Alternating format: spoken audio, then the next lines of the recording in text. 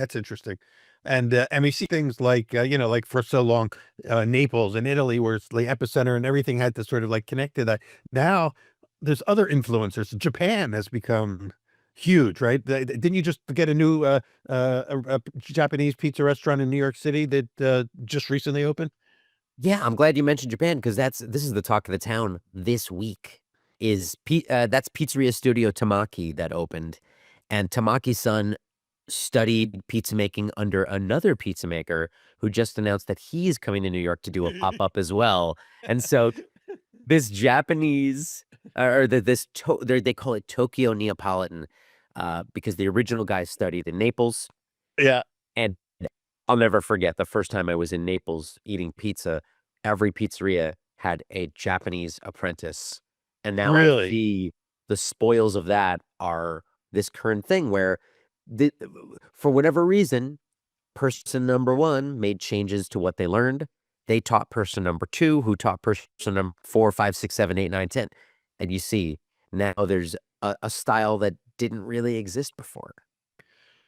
Have you been to the new place? I went a couple of nights ago to the new place. Really? So what was it like? It's fascinating because I didn't know anything about it going in except for what I saw from photos. And to be honest, I thought what I saw in those photos didn't look terribly appealing. Uh-huh.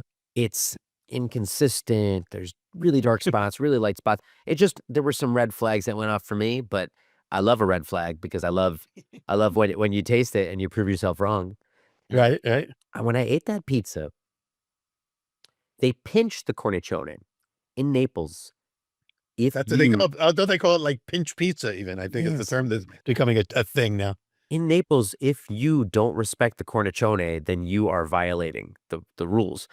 So it's interesting to see this Japanese guy pinching the edge and creating these little twists, which in the oven, they don't become puffy and light and soft.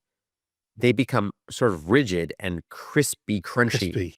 Yeah. So there's textural variation that you don't get on a Neapolitan pizza that you do get with this. Yeah. They're also, a lot of them are throwing salt into the oven, so the pizza bakes with the salt embedding itself into the underside of the crust. And it's a proprietary flour combination, which they won't tell you what it is, but it almost certainly is soft wheat with maybe some rice flour. It's got a Yeah. very, when you bite it, Peter, it starts to dissolve. You don't have to chew it very much. Interesting. It's lovely. So there really is a textural difference that does differentiate it from their Italian sort of, roots. I think, yes. I think the distance between a Neapolitan pizza and a neo-Neapolitan pizza, like what you would get at a Roberta's or a Paulie G's, Uh-huh. that distance is similar. It is not as great as the distance from Neapolitan to Tokyo Neapolitan. Tokyo Interesting. Neapolitan is more different from Neapolitan than all these other Americanized Neapolitans.